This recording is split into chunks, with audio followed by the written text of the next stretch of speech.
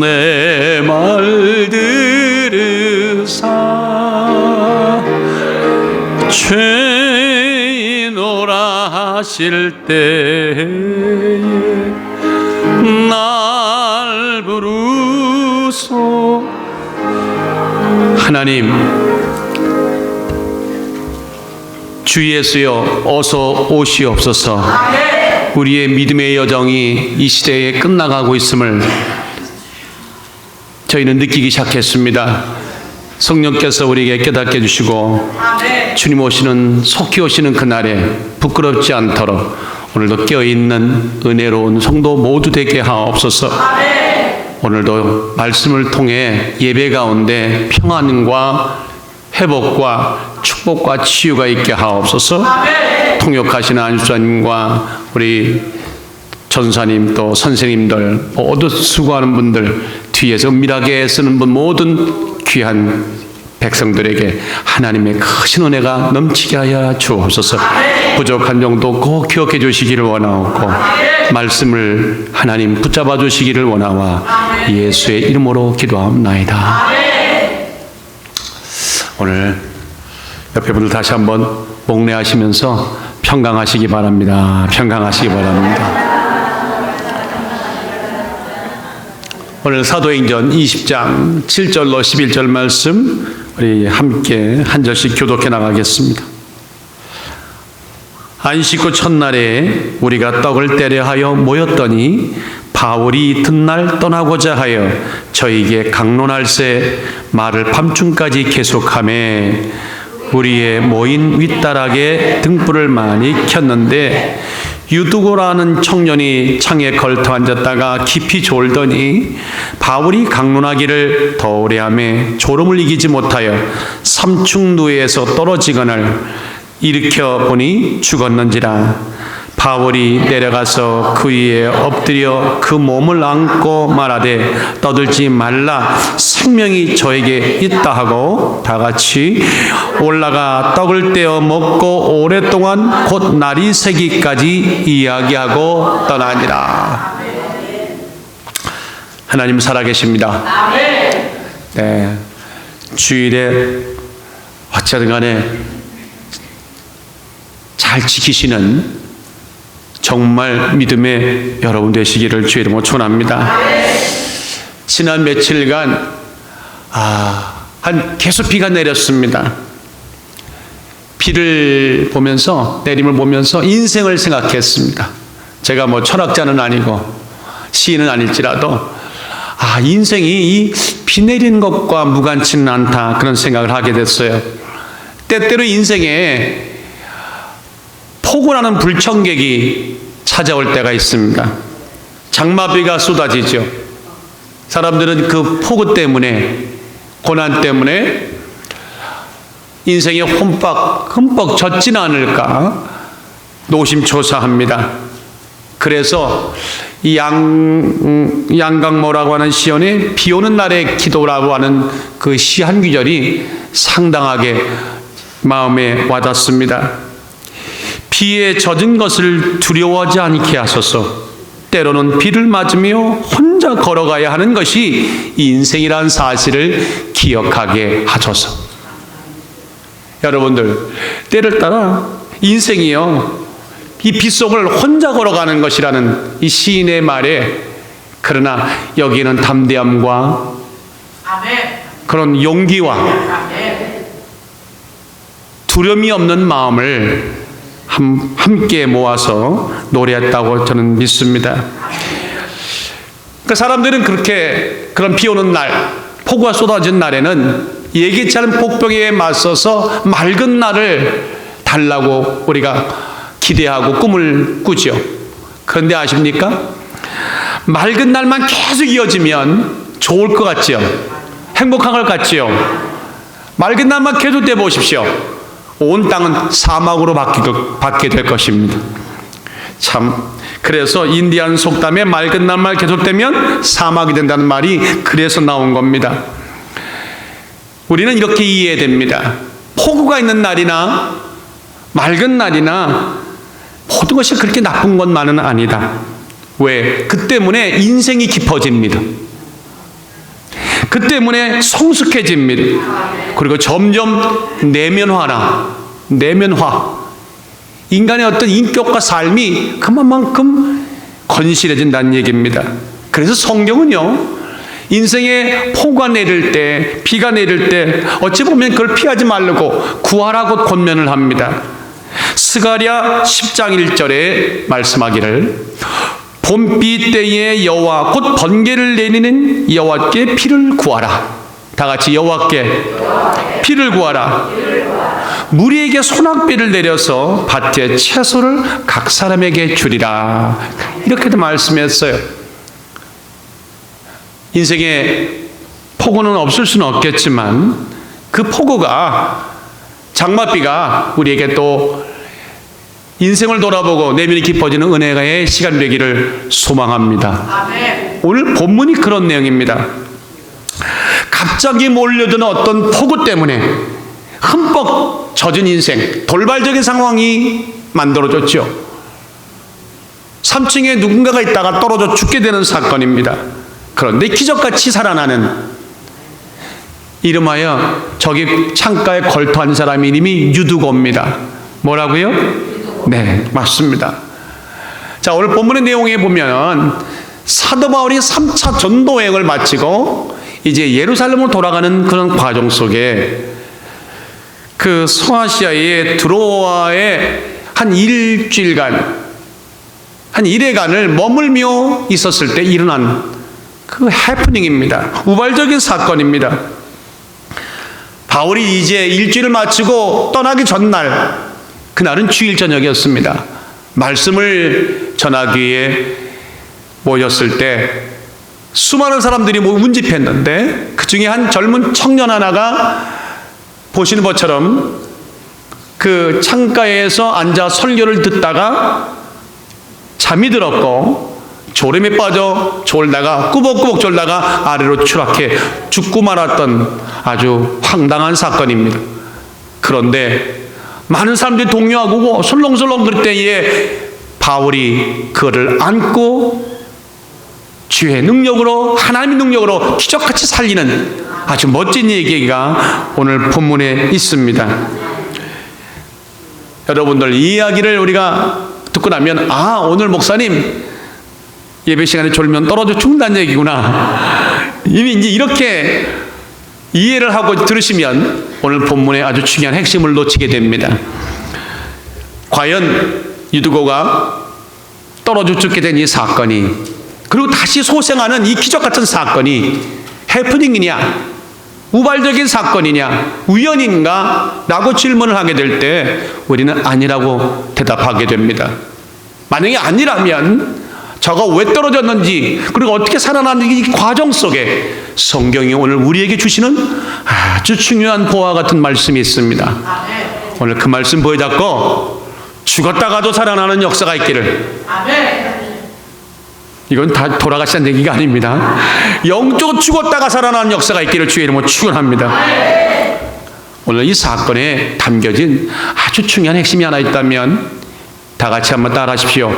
경계선 신앙은 위험하다. 경계선 신앙은 굉장히 위험하다. 왜? 그 끝에는 언제나 추락이라고 하는 이 무서운 함정이 웅크리고 있다는 겁니다. 도사리고 있다는 말씀입니다.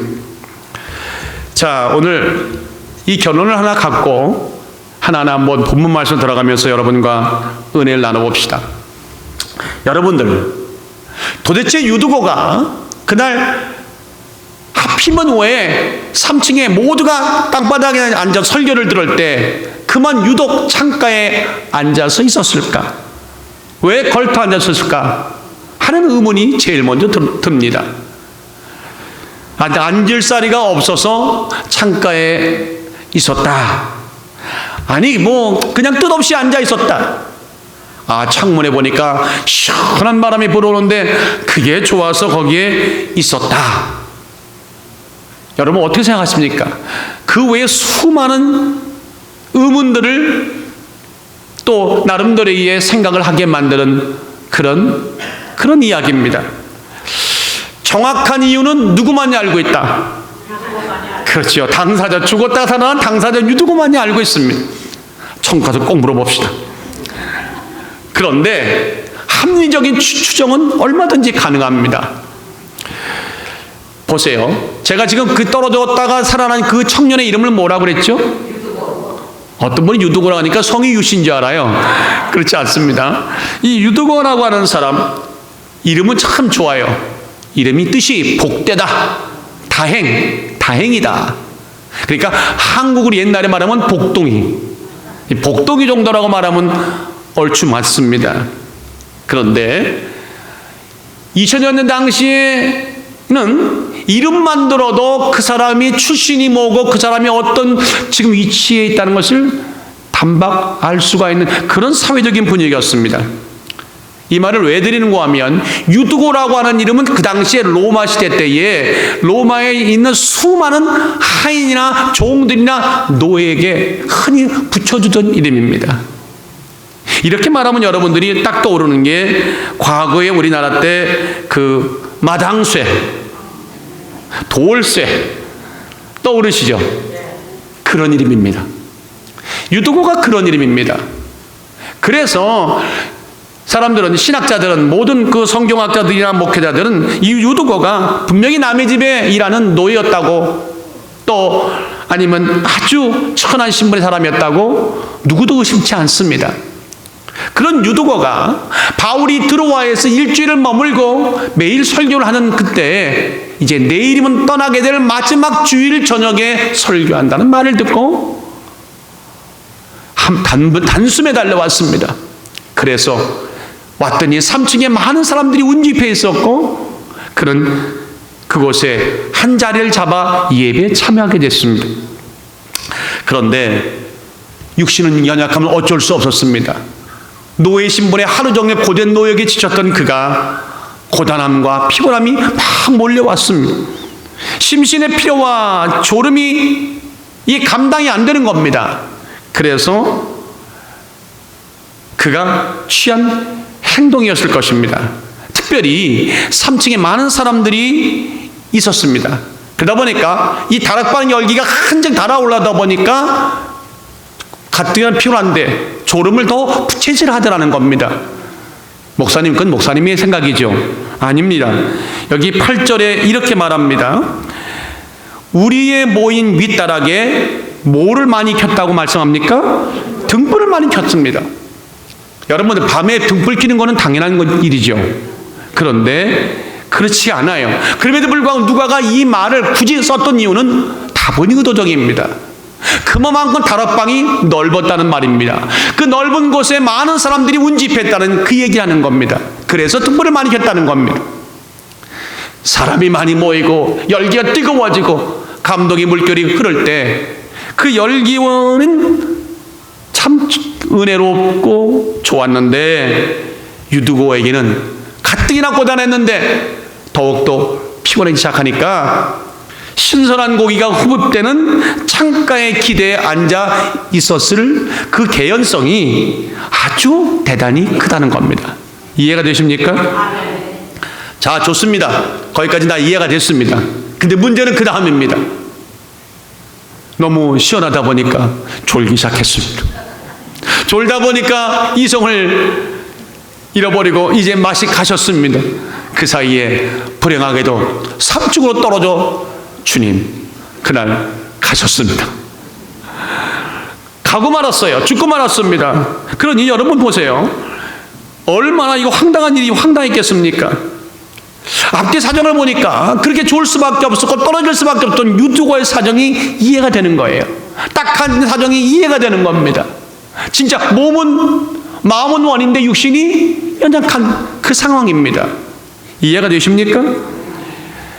어찌 보면요, 오늘 보세요. 오늘 이 시대에 우리 교도 마찬가지지만 이 더운 날에 에어컨 너무 잘 나오지 않습니까? 얼마나 시원합니까? 모든 예배가 구비되어 있죠. 여기 모든 반주가 다 준비되어 있죠. 찬양되어 있죠. 모두 여러분들 다 모이지 않습니까? 이런 모든 예배가 구비되어 있고 잘 되어 있음에도 불구하고 오늘 이 시대에 예배에 게으른 자들이 얼마나 많습니까? 예배를 도외시하는 시대적인 풍조가 우리를 얼마나 아프게 합니까? 이해가 되시죠? 그런 상황을 비춰본다면 유두고는 칭찬받아 마땅한 사람이었다. 그렇죠? 그렇게 예배를 드리겠다고 피곤함 고단함도 있고 달려왔다고 하는 그는 우리들에게 교훈되는 아주 중요한 인물임에 틀림이 없습니다. 자, 그러면 그것이 결말입니까? 열심히 하려고 했는데 억울하다, 깜빡 졸다가 내가 떨어져 죽겠어 억울하다, 뭐 이렇게 결론을 오늘 성경은 내고 있는 것입니까? 아니요. 아주 중요한 진짜 핵심은 이제부터 나오는 것입니다.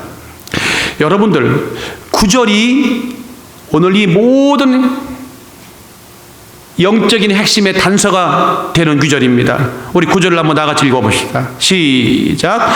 유두고라고 하는 청년이 창에 걸터 앉았다가, 잠깐만요.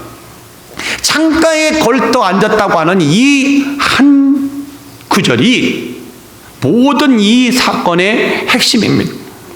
여기는 상당히 경고의 의미가 담겨져 있습니다. 이른바 자리입니다. 어디 앉느냐가 참 중요하다는 거예요.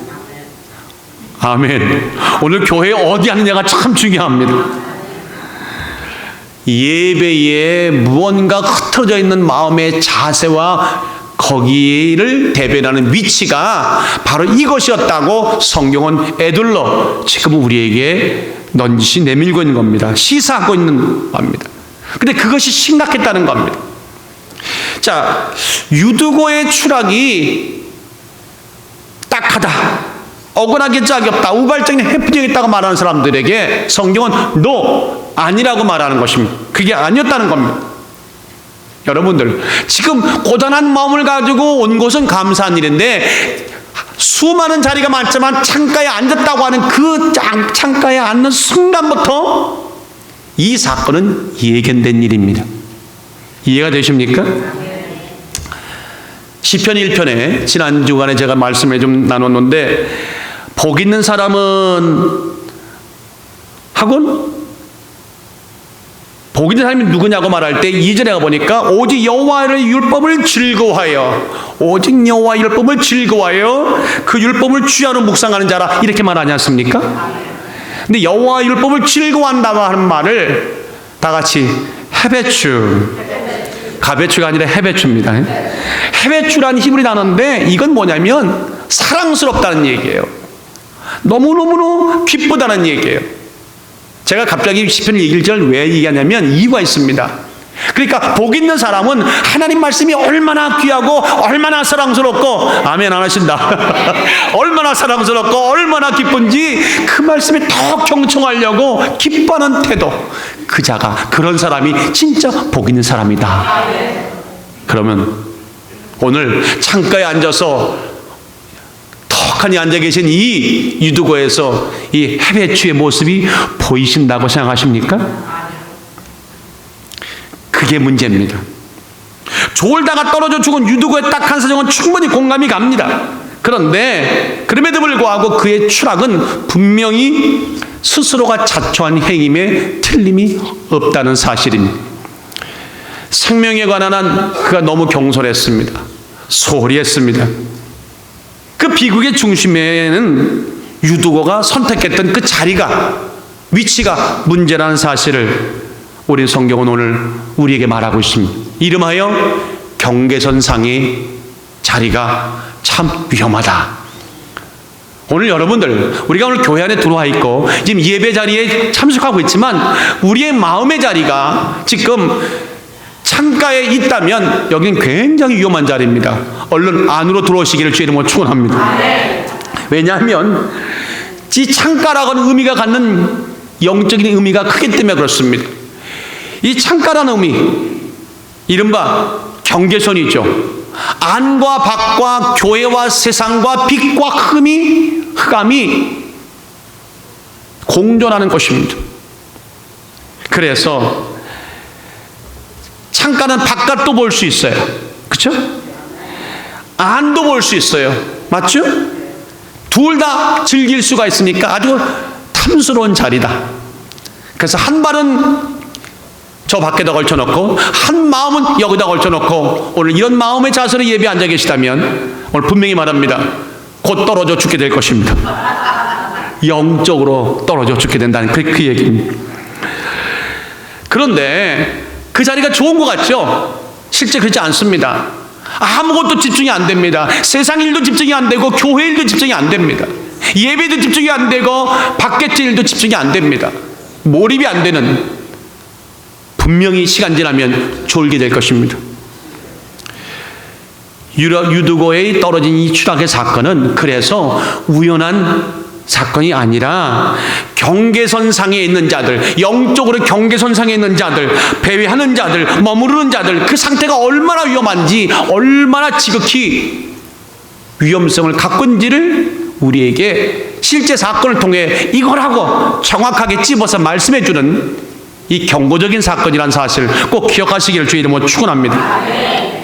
제가 이렇게 말하는 예는 성경적인 근거가 있습니다.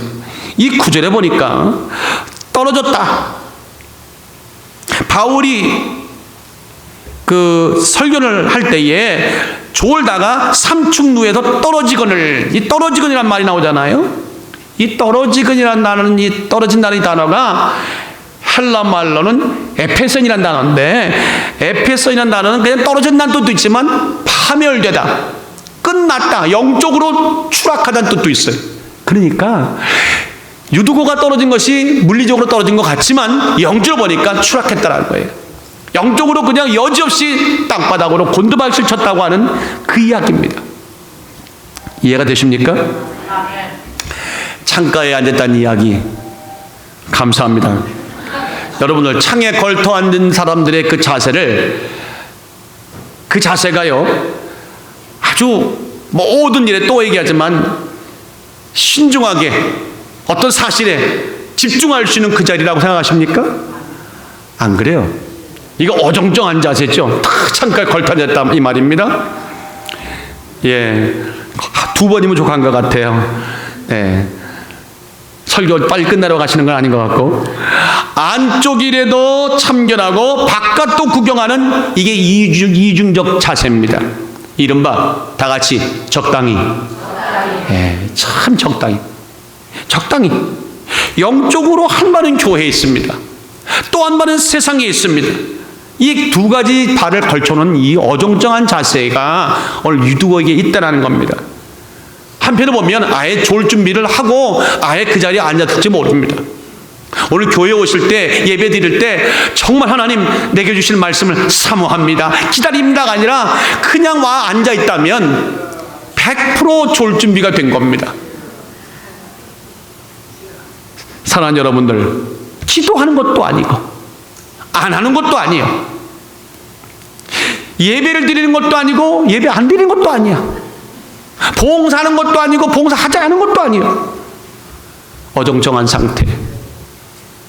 이게 유두고만의 얘기가 아니라 우리에게도 오늘 매일 일어나는 일이라는 사실, 이름하여 담타기 신앙은 오늘 우리 삶 가운데 끊어내야 할 분명한 하나님의 명령인 것을 기억하시기를 주의 이름으로 축원합니다. 영적으로 창가의 자리라고 하는 것은요, 이렇듯 눈치 보는 자리입니다. 적당히 하겠다는 겁니다. 거기에는 진정성은 없어요. 예배는 예배답게 드려야 된다. 예배는 언제나 집중해야 된다. 그래서 신앙생활에는요 이렇게 말하죠. 회색지대가 없다고. 그레이 존이 없다는 겁니다. 회색지대가 없어요. 완충지대가 없어요. 신앙은 분명히 색깔이 분명해야 됩니다. 그렇죠? 그리스도인이라면 분명히 그리스도인 나와야 됩니다. 상황에 따라, 환경에 따라 색깔 변하는 그것은 우리의 모습이 아닙니다. 어정쩡한 믿음은 믿음이 아니요, 그 위에는 어떤 하나님의 은혜가 부어질 거라고 기대하지 않으시기를 주의 이름으로 축원합니다. 성경은 그래서 계속 우리들에게 경고하지요. 계시록 3장에 보세요. 라오디아 교회에 뭐라고 말씀했습니까? 내가 내 행위를 안다. 아노니 내가 차지도 않고 뜨겁지도 아니하노도다. 내가 차든지 뜨겁든지 하기를 원하노라. 그 다음에 뭐라고 그랬습니까? 만약에 이러지 않으면 토해내신다고 그랬잖아요. 그러니까 믿으시려면 분명하게 믿으시고요, 돌아가시려면 돌아가지 마시고요. 그건 안 되죠. 끝까지 열심히 믿기를 원해요. 스바냐 1장 5절에 보니까 이런 말씀이 있습니다. 무릇 지붕에서 하늘의 1월 성신에게 경배하는 자와, 참 중요합니다. 경배하며 여호와께 맹세하면서 말감을 가리켜, 말감은 이 암몬 신의 이름이죠. 암몬 신을 가리켜 맹세하는 자와 여호와를 배반하고 쫓지 않은 자와 여호와를 찾지도 아니하며 구하지도 않은 자는 멸절하리로다. 들으셨어요? 하나님을 섬긴다고 말하면서 말감을 섬기고 이렇게 그때그때 따라 왔다 갔다 하는 이 중심에는요, 하나님이 보시지 않겠다는 거예요. 신앙은 분명해야 된다. 이스라엘의 백성들에게 여호수아가 마지막 유언을 남긴 것도 똑같은 맥락 아닙니까?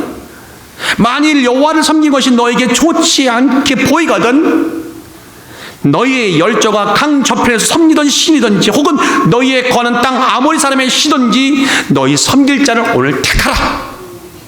여호수아가 마지막 죽기 전에 하는 얘기예요. 여호수아 24장에 택하라는 거예요. 그러나 나는 오늘 나와 내 집은 누구만을 섬기겠노라? 여호와만을 섬기겠노라. 믿으시면 아멘. 오늘 시대를 우리가 포스트 모더니즘이라 이렇게 얘기하지 않습니까? 탈현대주의라. 언제부턴가 모든 종교가요, 서로 비방하지 말자는 거예요. 화해에 깨치자는 거예요. 굉장히 좋은 얘기 같지만 이거는 굉장히 나쁜 얘기입니다. 왜 기독교에만 꼴이 있다고 말하는가? 교회밖에는 꼴이 없다고 말하는가? 모든 종교는 궁극적인 실체를 향해 걸어가는 거니까 서로 사이좋게 그저 탓하지 말고 내 교리만이, 내 종교만이 옳다고 말하지 말라, 이렇게 말하는데 이거는 상당히 위험한 것입니다.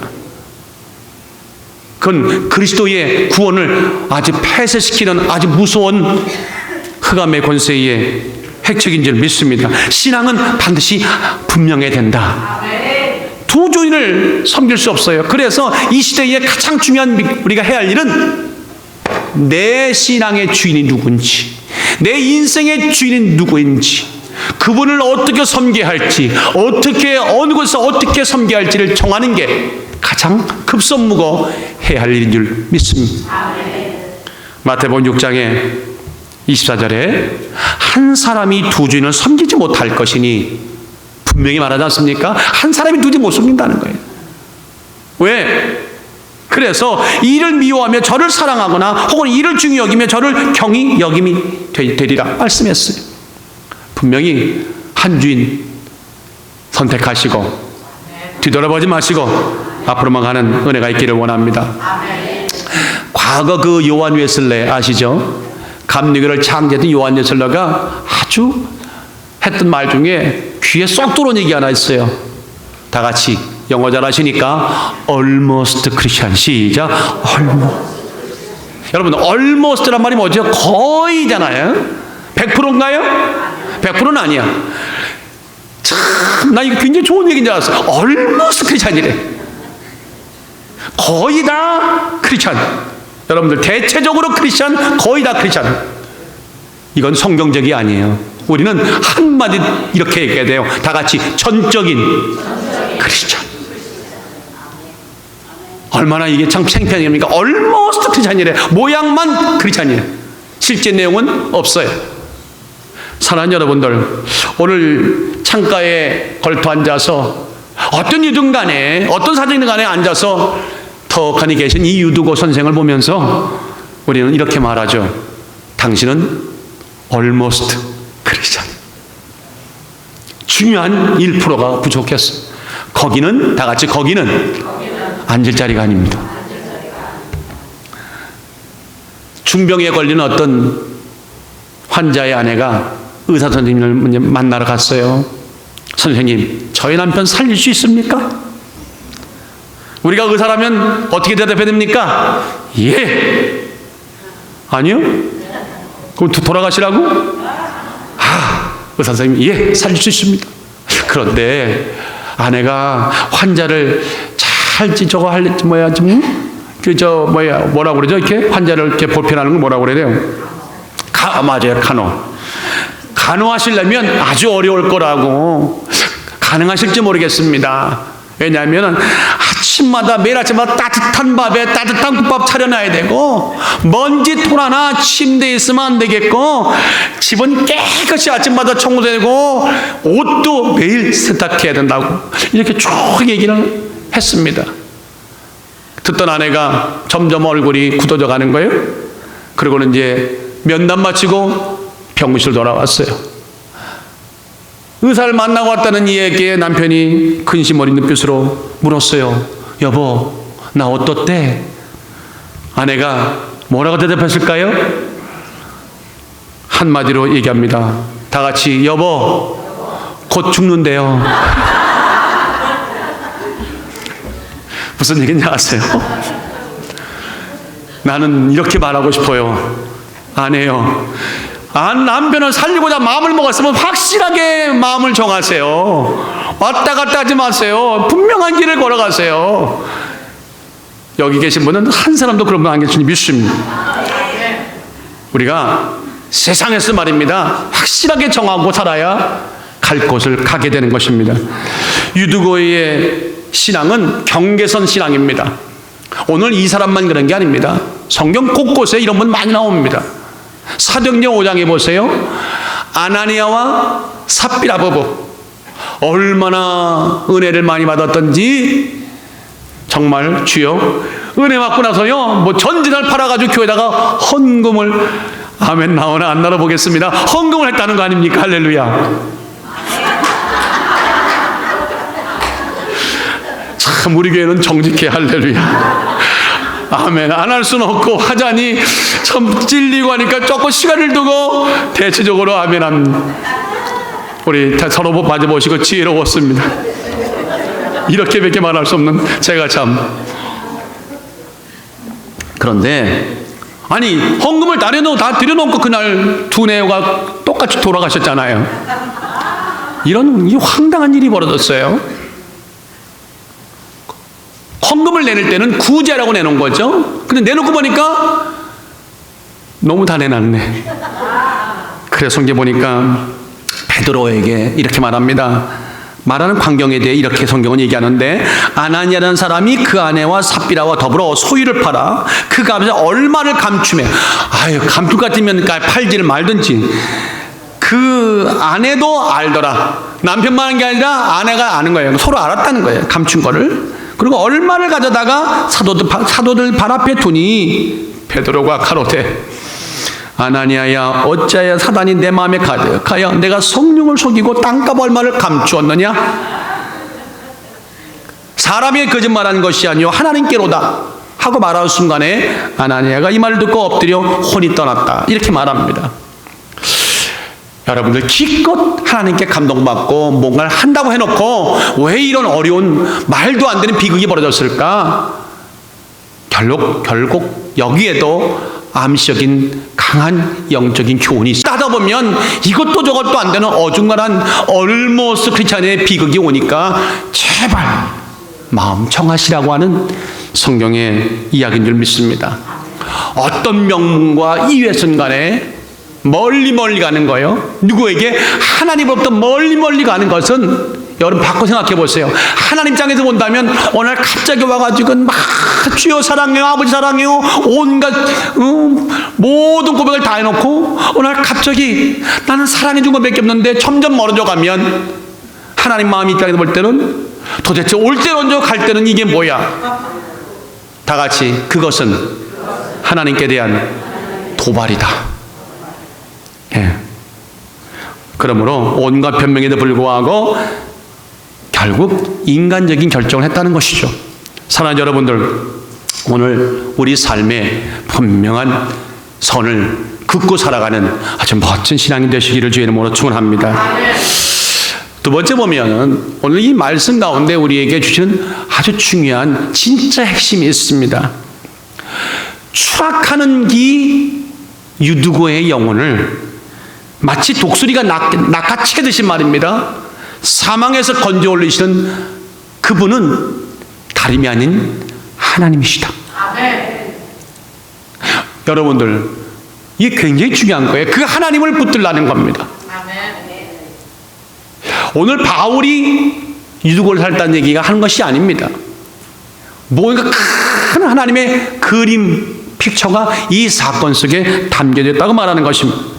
자, 제가 오늘 이 지난 주간에 이 본문 말씀을 가만히 계속해서 이제 시간을 두고 묵상하면서 유두고의 추락, 유두고의 죽음, 그의 소생, 살아남, 이 사건 자체만 보더라도 굉장히 드라마틱하잖아요.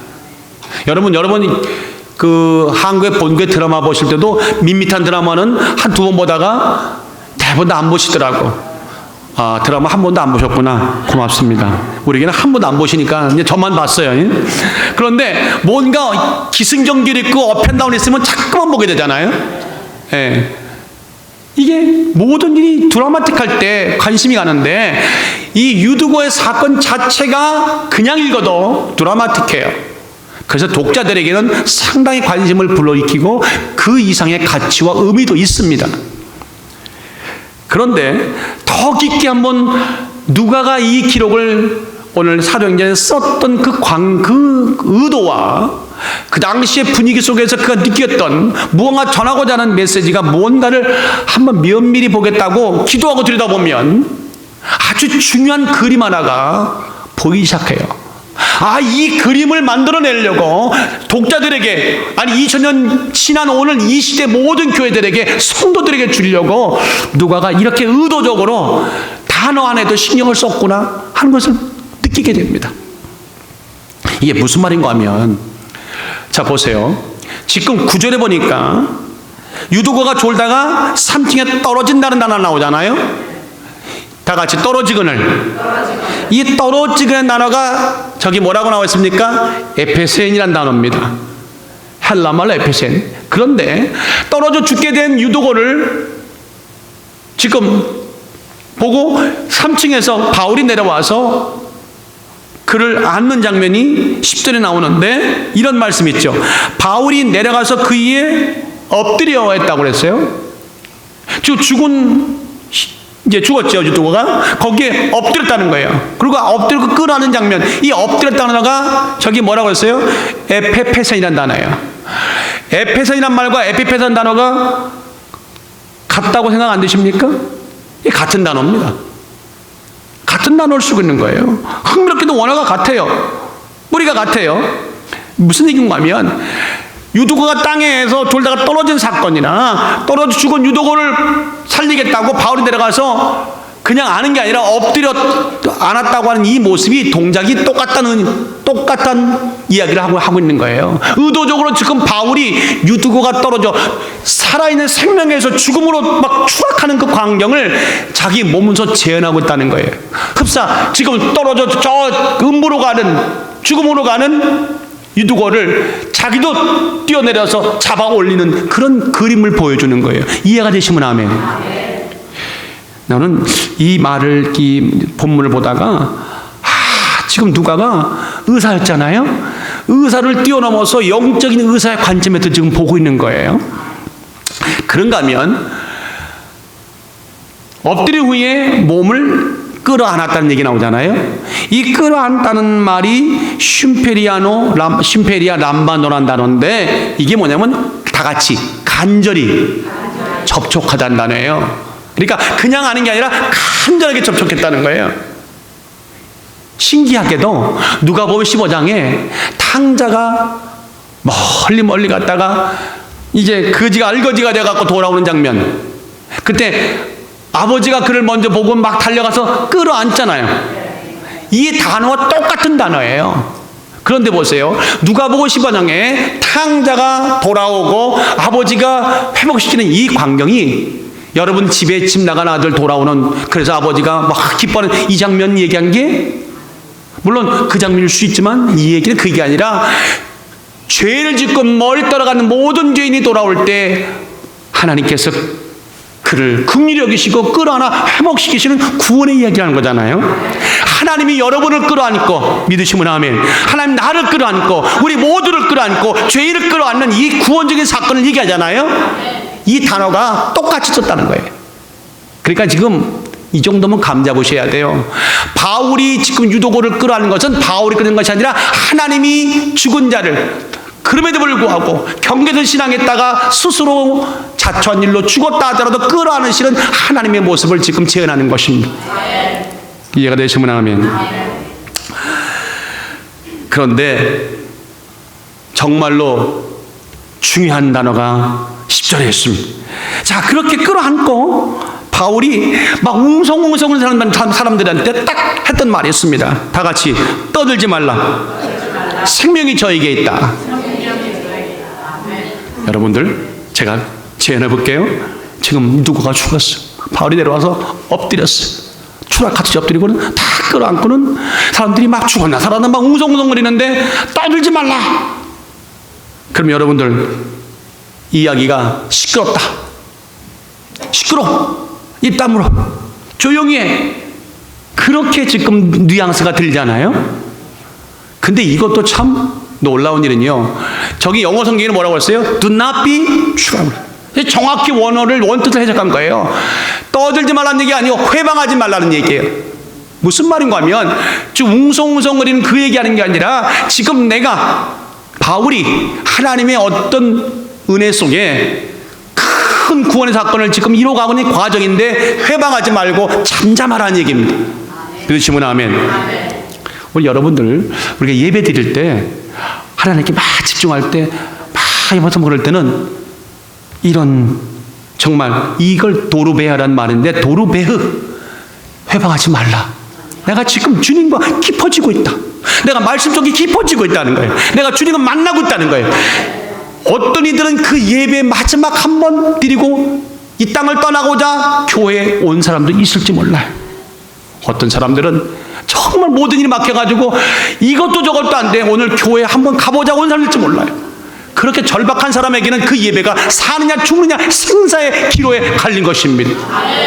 그럴 때 회방하지 말고 정말 주님과 만나도록 옆에서 기도해주고 잡아주는 우리가 되기를 원합니다. 자, 중대한 일이 진행되고 있다. 호들갑 떨지 말라. 잠잠하라. 세상의 이야기는 늘 그렇지 않습니까? 문제가 일어날 때 문제의 핵심을 가만히 다 열어보면 아무것도 아니에요. 여러분들 교회 시험 들었다는 얘기 종종 듣지만 그 전에 먼저 할 말이 있어요. 시험은 끝내시길 주의 이름으로 축원합니다. 밤낮 시험만 치면 어떻게 되겠어요? 이제 통과하셔야지. 자, 시험 들었다는 얘기를 가만히 보면 다 여러분 아무것도 아닐 때가 참 많아. 의미 없는 떠들, 아우성 때문에 방향을 인지 못하고 각자의 소개들 하다 보니까 어떤 일이 벌어졌을 때 그때 나오는 모든 외침들은 의미가 없을 때가 참 많습니다. 오늘 사람들이 그런 모습으로 웅성거렸을 때 중지시키는 거예요. 누가? 바울이. 가만히 있어라. 지금 중대한 일이 벌어졌다는 거예요. 그 다음에 하는 말이 저 말입니다. For, 왜냐하면 His life in him. 그의 생명이 그에게 있다. 참 말이 이상하잖아요. 그의 생명이 그에게 있다. 생명이 그에게 저에게 있다. 이거 어떻게 지금 이게 핵심이 형 같은 거예요. 여러분들, 생명이 저에게 있다는 얘기를 바꿔 말할까요? 유두고가 죽지 않았다. 보니까 죽지 않았네. 바울이 말하기를 죽지 않았네. 기절한 상태야. Don't worry, be happy. 이겁니까? 그 얘기하는 게 아닙니다. 도대체 His life라는 것이 누구의 생명이고 그의 안에 있다는 것은 그는 누굽니까? 이게 얼핏 들으면 죽지 않았다는 얘기하는 게 아닙니다. 저 힘이란 단어, 그거는 유두고를 말하는 거고, 저 His life가 정체가 뭐냐는 겁니다. 바울이 말하는 정체가 뭘까요? 바울이 말하는 생명이라는 것은 이미 끊어져 버린 유두고의 생명을 말하는 걸까요? 아닙니다. 유두고의 죽음 위에 임하시는 부활의 예수의 생명. 너희들 죽었다고 모르냐? 물론 죽었겠지. 그러나 예수의 부활의 생명이 지금 그에게 지금 임하고 있다고 그 얘기 하시는 거예요. 믿으시면 아멘. 저는 이런 이 큰 그림이 바울이 그래서 하나님이 하시는 원대한 일을 깨닫고 자기가 거기에 매개체로 이 모든 영적인 퍼포먼스를 실제 집행하고 있는 것입니다. 우리가 쓰임받으려면 이렇게 쓰임받아야 돼. 하나님이 어떤 일을 원하실까? 그런 퍼포먼스에 바울처럼 쓰임받을 수 있는 그런 영적인 감각이 살아있는 아름다운 게 여러분 되시기를 주의 이름으로 축원합니다. 그래서 고린도서 15장에 말씀하기를 사망아 너의 승리가 어디 있느냐, 사망아 내가 쏘는 것이 어디 있느냐, 사망이 쏘는 것은 죄요 주의 권능은 율법이라. 그렇지만 우리는 그렇지 않아요. 우리 주 예수 그리스도로 말미암아 우리에게 승리를 주시는, 죽음에서부터 구원케 하시는 하나님께 감사하노라. 오늘 교회에 나온 것은요, 영적 보면요, 죽어가는 일주일간의 어떤 세상의 풍파에서 찢기고 상처받아 거진 다 죽게 된 영혼을 갖고 나올 때가 많아요. 그럼 여기서는요, 호흡기 달아드리는 거예요. 신선한 공기 드리는 거예요. 그렇다고 제가 이렇게 해가지고 시편해가지고 그러지 않습니다. 주께서 하십니다. 성령께서 하십니다. 그토록 세밀한 일을, 그토록 세밀하게 역사하는 일을 뭡니까? 하나님이 살리시고 유두고 영혼을 낚아채듯이 건져 올려서 이제 다시 어디다 갖다 놓으신지 아십니까? 제가 오늘 본문에 읽지 않았지만 11절에 보세요. 살아난 유두고를 데리고 제일 먼저 한 일이 뭐예요? 11절 봅시다. 시작. 올라가 떡을 떼어 먹고, 잠깐만요, 떡을 떼어 먹었다는 백설기를 먹었다는 얘기가 아니라 성찬식에 들어갔다는 얘기입니다. 살아난 자를 성찬식으로 데려와서 오랫동안 그 날이 새기까지 이야기하고 떠나니라. 방금 죽었던 자를 성찬식에 참여할 수 있는 은혜를 주시는 거라. 거기서 간증을 하고 찬양을 하고. 그랬더니 교회가 어떤 일이 벌어졌어요? 12절 시작. 사람들이 살아난 아이를 데리고 와서 위로를 적지 않게 받았더라. 나는 이 대목이 왜 이렇게 마음에 가슴이 와닿는지 몰라요. 다 같이 은혜를 적지 않게 받았더라. 그 얘기는 적게 받았다는 얘기예요, 많이 받았다는 얘기예요? 그 정도는 어마어마하게 받았다는 얘기입니다. 오늘 사랑하는 여러분들, 살다 보면 나도 모르게 점점 저 영적으로 창가에 가서 계신 분들이 있습니다. 난 처음에 그게 신기했습니다. 비행기를 탈 때 파리들도 타시더라고. 그래서 한국의 파리가 미국으로 이제 가실 때가 있는데 공짜 비행기 타시고, 근데 지금 비행기를 타면 비행기가 시속 수백 마일 땅 하잖아요. 그럼 내 생각에는 비행기에 나야 물론 의자에 시트벨트 됐으니까 괜찮지만 파리들이 그 정도 못 날아가니까 저 맨 끝에 가다 따다다다 못 올 줄 알았어. 근데 얘네들이 거기서 막 이게 여유있게 날아다니네. 근데 밖에 나오면 그 정도 그 시속 수백 마일로 달립니까? 날아갑니까? 못 날아가. 이게 뭔가 했더니 설명 안 할게요.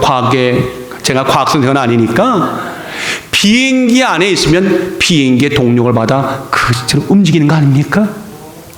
우리의 힘은 없어요. 우리에게는 은혜가 부족해요. 능력도 부족해요. 내 힘을 할 수는 아무것도 없어. 근데 매일 폭우가 와. 마귀들은 한번 갖다 폭을 줘서 기분을 잡치게 만들고 상처받게 만들고 뒤로 물러가게 만들어. 그래도 낚아채듯이 잡아올려 일으키셔서 새 생명 주시는 오직, 다 같이 오직 손 들시고 내 아버지 하나님. 그분이 바울을 통해 말합니다. 그에게 생명이 있느니라. 주여, 나에게는 내 생명이 필요한 것이 아니라 예수의 생명이 필요합니다. 내 남편에게도 필요하고 아내에게 필요하고 온 가족에게 필요하고 주여 새롭게 되기를 원합니다. 더 이상은 이제 경계선 신앙 저쪽에 붙어 있어다 점점 멀리 가는 신앙 주여 이제 거부합니다.